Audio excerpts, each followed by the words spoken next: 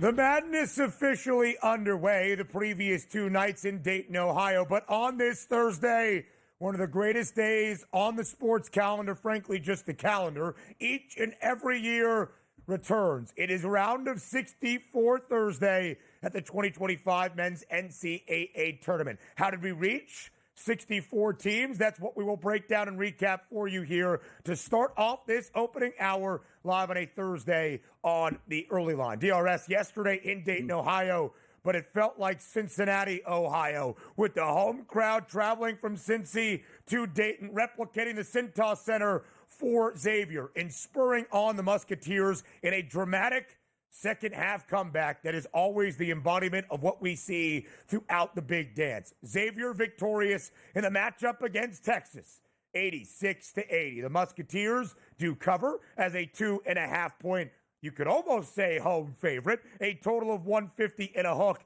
does sky over. Donnie, we thought the difference in this game for what was going to be closely contested could be the Musketeers as the sixth best three-point shooting team in the country. Last night, that came through, especially in clutch moment after clutch moment. Sean Miller's Musketeers, 12 of 25 from deep, led by Marcus Foster, who was 4 of 5 from range as well. Xavier wins, Xavier covers, Xavier is on to the round of 64. Yeah, 2.5, 3.5. If it was around the 4.5s, came into play late in that game. But understand this, too. Like, the handicap for me was Xavier Musketeers, which I've said multiple times, if you look just on paper, because we're at a conference, and that's where it gets a little bit of a struggle for me. But the handicap was towards the Xavier Musketeers. I thought they had an edge in certain instances against the Longhorns that they certainly could take advantage of, and they did. But also the advantage for the Texas Longhorns was they play in the toughest and deepest conference in college basketball. You give them the benefit of the doubt. Ben and I sat here yesterday and said, you know what? It's really interesting because there's a lot of red with the Texas A&M Longhorns, which means a lot of losses in conference play. They were 6-12. There is something to be playing tough teams because Xavier technically is a tough team. They're a tournament team. But also, there's not moral victories like, hey, tough team came close, didn't win. But that felt like that was the schedule for Texas this year where they're 6-12, getting the benefit of, we didn't win very many games. We stayed close against a lot of good teams, and we'll give you the benefit of the doubt. That was exactly how it played out in game one for them in the tournament. Played a good team in good competition and didn't win, but stayed close. And are you giving them the benefit of that loud? No, they didn't cover, and they're going home. So the cap was towards Xavier, but we're just trusting the SEC. And as Ben, you pointed out to start the show, all right, a lot of SEC teams in. Was it a great Texas team? No, but it wasn't like Texas was the 11 going against a higher seed. It was 11 versus 11. You trusted the SEC, and you lost. DRS, I think it's a great point, and we'll talk about the Southeastern Conference and its outlook in the big dance, because you could make an argument, well, Texas wasn't one of our best teams. They were 6-12. Wait until Auburn and Florida and Tennessee and Alabama are playing in the Elite Eight with spots in the Final Four at stake. And I'll hear it, right? The top of the top, the cream of the crop is sensational out of the SEC and, frankly, all around college hoops this season. But one of the reasons the SEC was perceived as the strongest conference we have ever known in the history of college basketball was because you got 14 teams into the big dance, and teams like Texas were supposed to be so much better than the fourth team or the fifth team out of the Big East, even considered for the big dance. On night number one for the SEC did not go their way. And, Donnie, that was the story for the Longhorns. They dropped 7 of their last 9 games to end out the regular season. But then they got a little bit healthier. Kendall Weaver came back, a glue guy for Rodney Terry and the Longhorns. You have the sensational freshman in Trey Johnson. They win their first 2 games in Nashville outright over 2 other tournament teams, Vandy and Texas A&M as an underdog. That was enough with 7 quad 1 victories to bolster and solidify the resume. The knock against the Musketeers, very similar to that of North Carolina. Only a single quad 1 victory all year long. But the Musketeers, much like UNC, understood the task at hand. Down the home stretch of the regular season, they could ill afford a slip-up. They could not lose a game they were expected not to, and they didn't.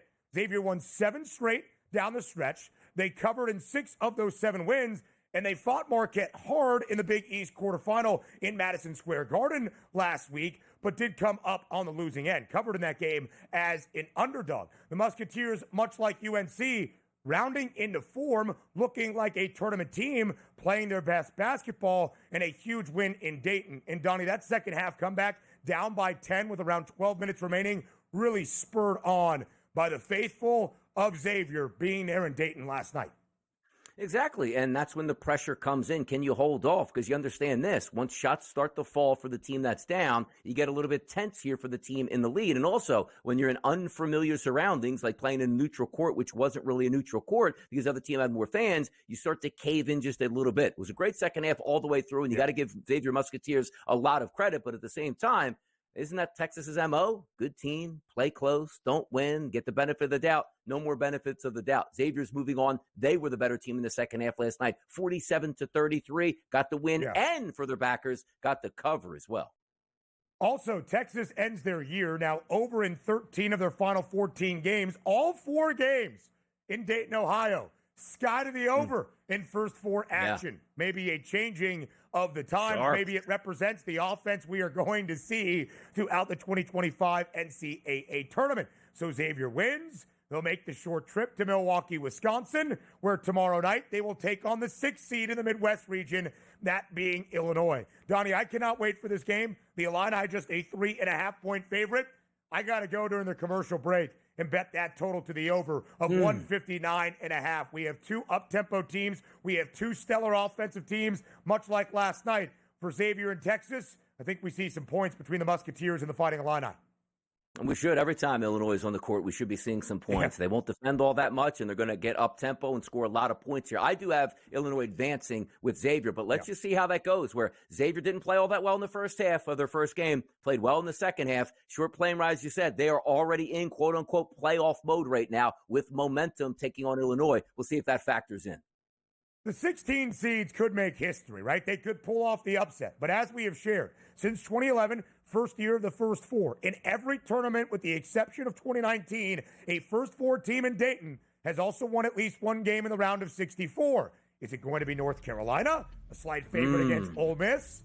Could the Musketeers continue their March momentum? The first game in Dayton last night. Next.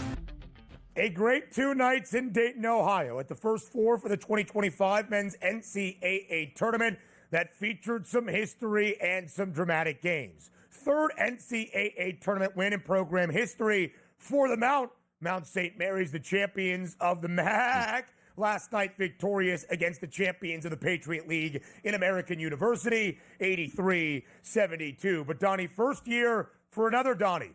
Donnie Lynn, the head coach of the Mountaineers, his first year as a collegiate basketball head coach this year at the Mount, leading the Mountaineers to a victory in the Big Dance, to 23 wins this season, the most in program history as a D1 school since 1988-89. But you saw that final score, 155 combined points between the Mount and the Eagles for what we had with a pregame total of 128 and a hook. The offense on full display. Mount St. Mary's wins outright, by the way, as a 2.5-point dog as well. Yeah, pour a little bit out to the Sharps out there. And you can't fault them. It's a pretty good strategy over the past couple of years where it's like take the first half unders, and you see this game 48-38 where they're shooting the light out and everybody's ultra efficient. But I do get back to the point with American because I actually thought American could win this game. They end up losing by 11 points, but even Matt Rogers goes down. 8 minutes played, 3 or 4 from the floor, a couple boards there, no personal fouls. He goes down. It's almost like, I don't want to say like the life went out of American because they didn't give up at that point, but down 10 at the break without one of your best players, you knew it was going to be a tough hill to climb in the second half. But also, you have to give a lot of credit to Mount St. Mary's. 83 points, unbelievable efficiency, 41% from the three-point line, 83% from the free throw line, and 58% from the floor in a neutral court in a spotlight game against light competition. They were phenomenal in that game. I thought American was the better team. They weren't. It was Mount St. Mary's, injury or no injury.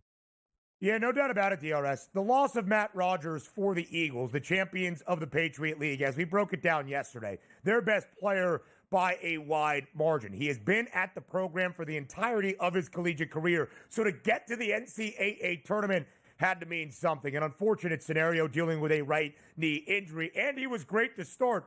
3 of 4 from the floor, 1 of 1 from deep. Did have 7 points in only 8 minutes. You wonder what the game would have been for AU had he been fully healthy for all 40 minutes. But it might not have been enough, even if he was out there. And Donnie, one of the reasons we saw so many points last night, flying over a total of 128 and a hook, is a couple of career nights for the Mount's Jenny Cordelia, who had 22 points on 10 of 11 shooting, a career high. Dola Adebayo for the Mount as well, 22 points on 9 of 15 from the floor. Mount St. Mary's as a team shot nearly 58% from the field. They are known for their defense. They can be a little careless with the basketball. It did get a little dicey with about under 3.5 minutes remaining when we saw a little bit of a charge from AU. The Mount was able to hold them off. Mount St. Mary's, now the official 16 seed in the East region. Their gift after winning an NCAA tournament are national title favorites in the top seed in that portion of the bracket. That will be Duke. Now, the largest line, Donnie, we will see for the opening round of 64, 32.5 in favor of the Blue Devils. Yeah, those are always tough numbers to look at because you expect Duke to absolutely rout Mount St. Mary's, but at the same time, is it 7 minutes to go and we're still playing our starters up 35 points, and, you know, Mount St. Mary's going to have their guys ride it out, being their last game of the season. But also understand this from that game last night, watching Mount St. Mary's, you almost got that verge. You're right. A couple of those three-point shots that were off-key for American late in that game, one or two of those go down, and boy, we have some of those tense moments over the final couple minutes. They just couldn't make shots, and again, credit Mount St. Mary's. And I do love this, and again, we'll get back to this point. Hey, the state, they earned their way in as the automatic bid. You don't think Mount St. Mary's and their crowd and their university and their players and their coaches loved that game last night on the national stage, picked up an official tournament victory, and then move on to get to play Duke? So it feels like you win your conference championship. Boy, that is unbelievable. Another celebration, winning a game in the tournament itself, and then you still get the exhilaration of playing the top seed, and you have those memories. Won our conference championship, won a game in the tournament, then got to play Duke, and you can, play Cooper Flagg, the number one overall pick, maybe a Hall of Fame player when it's all said and done. Yeah. Man, Mount St. Mary's is the big win here. Shame on the people like, they should have just got into the tournament anyway. They deserved it. What are we talking about here? You have a positive memory of actual gameplay, a championship feeling of winning a game in the NCAA tournament, which is something you can tell your buddies 50 years from now that nobody can take away from you. It is cool to be a part of the atmosphere and the excitement, but when you're trailing by 35 with 7 minutes to go against presumed number one overall pick Cooper Flagg, doesn't feel all that great in the moment. A historic year for the Mount that continues to Raleigh, North Carolina tomorrow afternoon.